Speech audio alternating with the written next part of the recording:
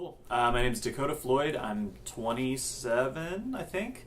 I'm a middle school teacher, but I've also been playing in bands for, a long time, booking shows and all that.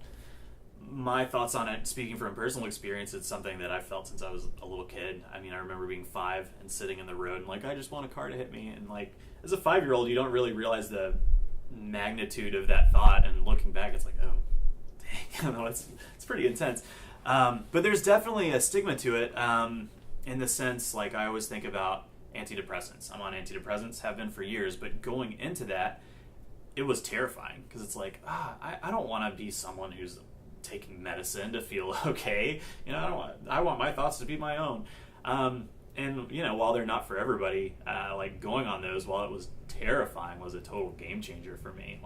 Oh wow, I can take this daily, just like I'm taking a Claritin or allergy medicine, and I feel okay, and my mind is clear, and I can actually function and do things.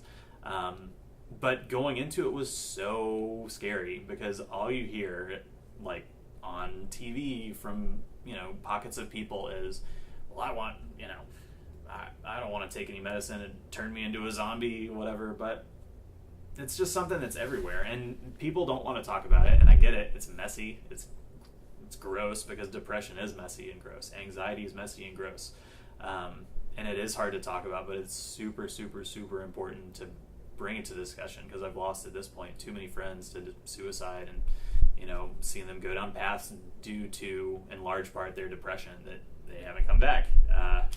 And it's tough, and it's because it doesn't get talked about. Well, it's hard. And they asked if I was a list maker, and I wasn't. I was no, I remember all of it. It's all swirling around.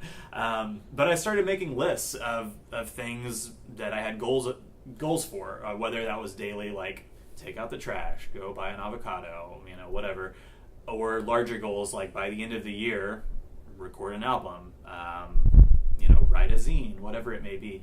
So that way, whenever I could accomplish something small, you did the laundry, you did it, I could check it off. And as silly as it sounds, it's so satisfactory being okay, I did something. If I didn't do anything else today, I took out the garbage and I did the laundry. If I sulked the rest of the time, at least I did 2 things instead of the nothing that was happening when I was just I'm horrible at everything.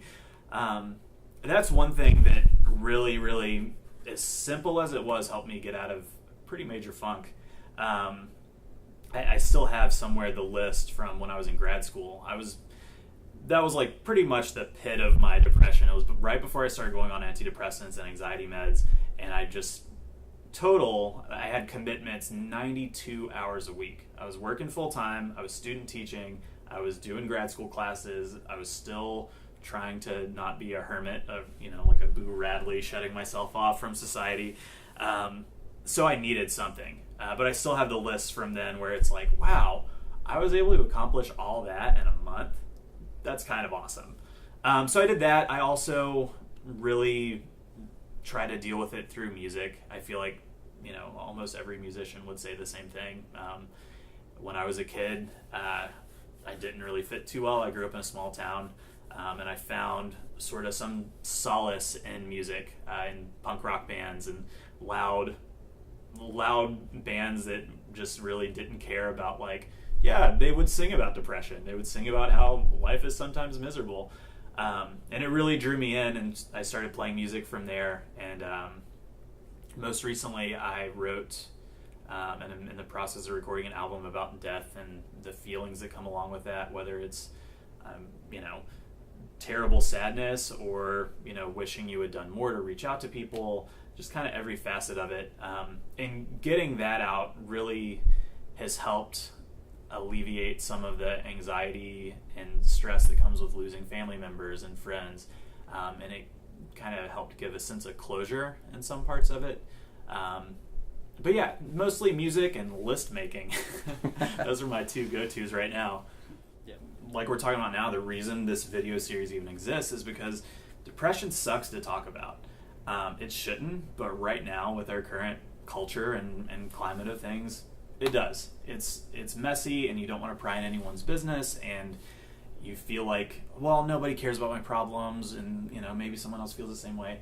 But I don't know. So much online I see, whenever someone passes away or kills himself or dies or overdoses or whatever, we always see, if you're feeling bad, please reach out.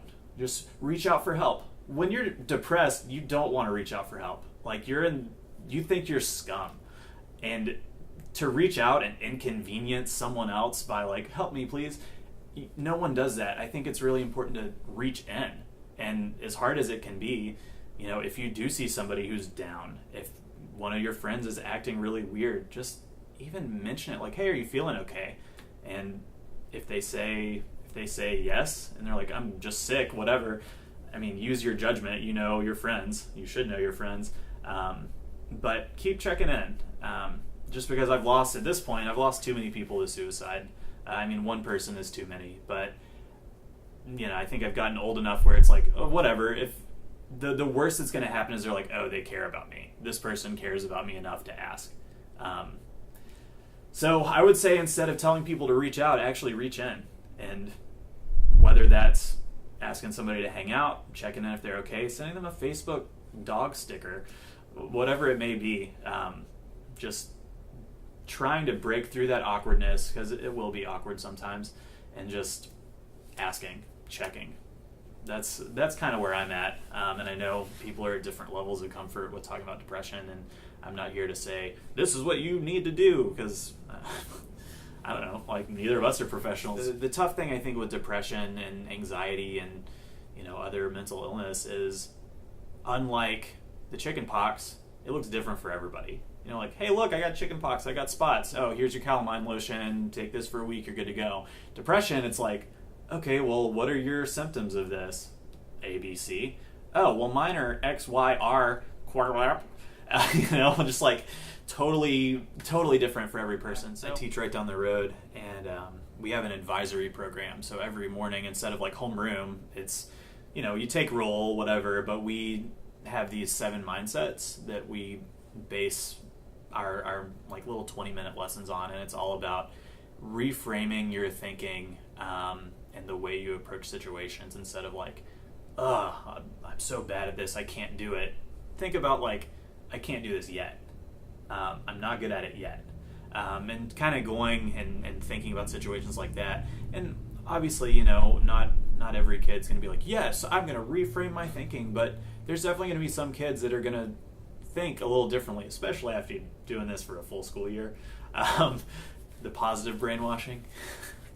But yeah, it does need to be taught more, and I come from a really small town in North Georgia where it's not addressed at all. At least it wasn't when I was there. So I'm sure some kids are getting it, and some kids definitely aren't, and it needs to be a thing that's more widespread. What I want to say is, if you see someone hurting, reach in. Please talk to them, because when you're depressed, sometimes you don't want to talk to anyone. And everyone says reach out, but we really, really need to reach in, and we need to just start talking more about depression and anxiety, and help end the stigma that comes with it, because again, I've lost too many people, and I think some of it has to do with there is a stigma and no one wants to talk about it, and getting help is cheating.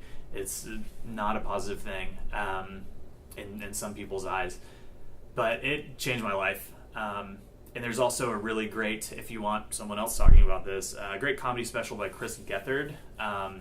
It's called Career Suicide, and he's a professional comedian and talk show host, and the whole thing is about when he first went on antidepressants as somebody who's creative and active in like a music and comedy community. And it's an hour long. It's pretty brutal at some points, but it's, for me, I've showed it to so many people and they're like, wow, antidepressants make sense now. Like, I don't understand why there's such like this weird stigma with it. And if you are questioning going on antidepressants or anxiety medication, it's not for everyone, but you won't know that unless you try. Ready to go? Yeah. Cool. This song is called Crickets. Some nights I want to greet the darkness when it comes. For all those nights I can hear my broken home hum.